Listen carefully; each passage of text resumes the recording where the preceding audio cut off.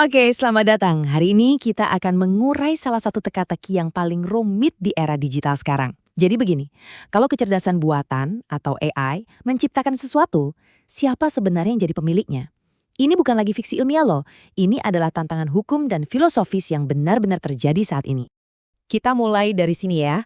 Seluruh sistem hukum tentang kekayaan intelektual kita itu dibangun di atas satu asumsi dasar, bahwa penciptaan itu adalah hasil dari kecerdasan manusia. Tapi, seperti yang ditekankan di kutipan ini, kehadiran AI membuat kata intelektual itu sendiri jadi sangat membingungkan. Jadi, ini dia pertanyaan intinya. Coba bayangkan sebuah AI melukis sebuah mahakarya atau mungkin menulis novel yang laku keras. Siapa yang pantas dapat pujian? Dan yang lebih penting, siapa yang berhak dapat uangnya? Apakah si developer yang bikin AI-nya? Atau pengguna yang kasih perintah? Atau jangan-jangan AI itu sendiri? Sebelum kita bisa jawab pertanyaan hukum yang super rumit itu, kita harus paham dulu teknologinya.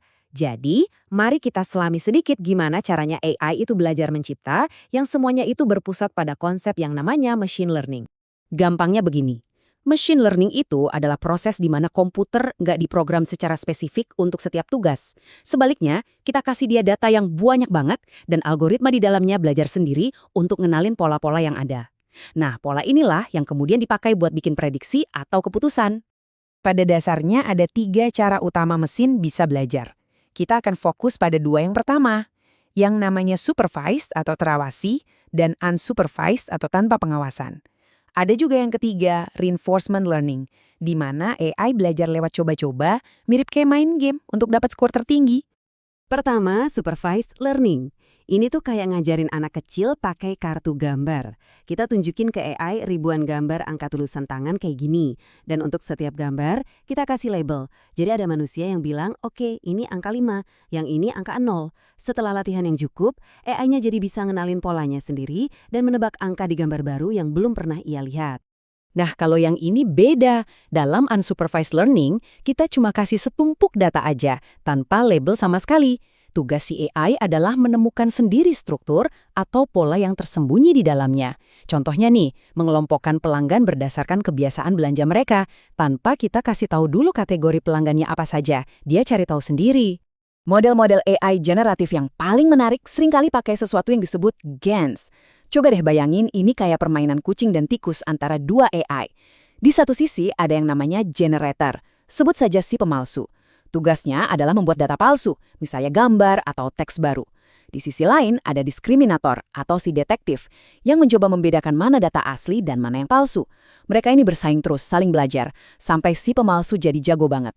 Saking jagonya, si detektif sampai nggak bisa bedain lagi mana yang asli dan palsu. Oke, sekarang kita sudah punya sedikit gambaran teknologinya kan?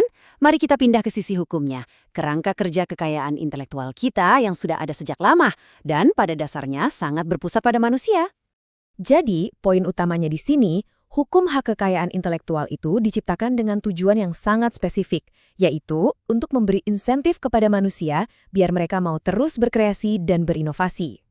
Idenya kan, kalau Anda menciptakan sesuatu, Anda berhak dapat keuntungan, dan itu akan mendorong lebih banyak orang untuk ikut menciptakan hal baru.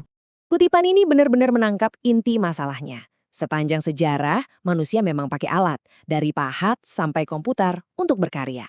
Tapi, ya manusianya yang selalu jadi motor penggeraknya. AI menantang asumsi dasar ini. Untuk pertama kalinya, alatnya itu sendiri yang bisa jadi sumber inovasi. Dan dari sinilah muncul benturan-benturan besar. Yuk kita lihat 3 area utama di mana teknologi AI yang baru ini beradu langsung dengan hukum hak kekayaan intelektual kita yang lama. Kita akan bedah 3 benturan krusial. Pertama, ada AI sebagai penemu yang bersinggungan dengan hukum paten. Kedua, AI sebagai seniman yang menantang konsep hak cipta. Dan yang terakhir, dilema data yang jadi masalah mendasar untuk semua sistem AI. Benturan pertama, AI sebagai penemu.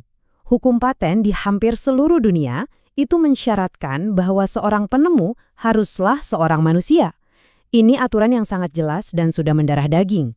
Dan ini bukan lagi sekedar teori loh, sudah ada kasus nyata di mana pengajuan paten mencantumkan nama sistem AI sebagai penemunya. Hasilnya gimana? Kantor Paten Amerika Serikat dan Kantor Paten Eropa kompak menolaknya. Alasannya sama, penemu harus manusia. Ini jelas menciptakan masalah besar.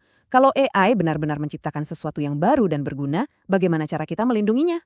Benturan kedua terjadi di dunia seni.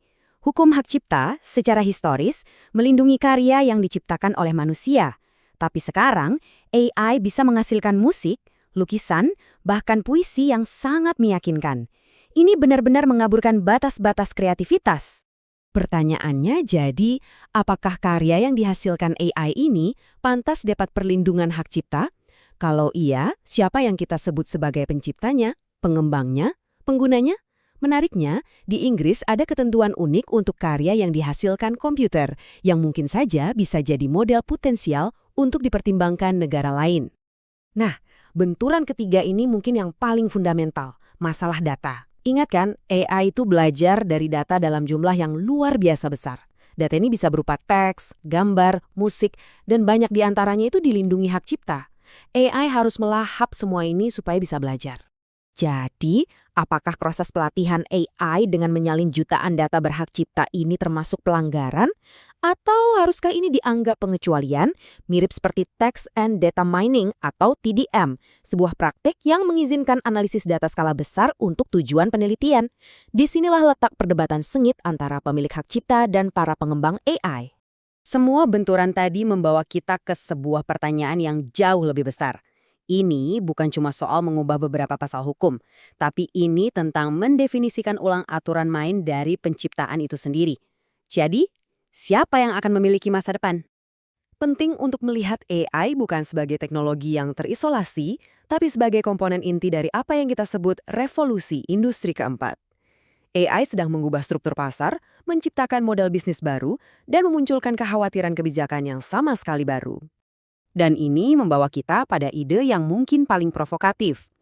Seiring AI menunjukkan kecerdasan yang semakin mirip manusia, haruskah kita mulai berpikir untuk mengakuinya sebagai subjek hukum? Konsepnya mirip seperti perusahaan. Perusahaan kan bukan manusia, tapi punya status hukum yang membuatnya bisa punya aset dan membuat kontrak. Coba bayangkan implikasinya. Kalau AI diakui sebagai subjek hukum, ia bisa melakukan hal-hal yang selama ini cuma bisa dilakukan oleh manusia atau perusahaan. Punya properti, tanda tangan kontrak, bahkan menuntut atau dituntut di pengadilan. Ini bukan lagi penyesuaian kecil. Ini akan mengubah seluruh tatanan hukum kita secara fundamental. Dan kita tutup pembahasan ini dengan satu pertanyaan untuk direnungkan bersama. Saat mesin menjadi semakin cerdas, apakah hukum kita yang selama ini dibuat oleh dan untuk manusia perlu menjadi sedikit kurang manusiawi? Mungkin saja. Masa depan kreativitas itu sendiri bergantung pada jawaban kita atas pertanyaan ini.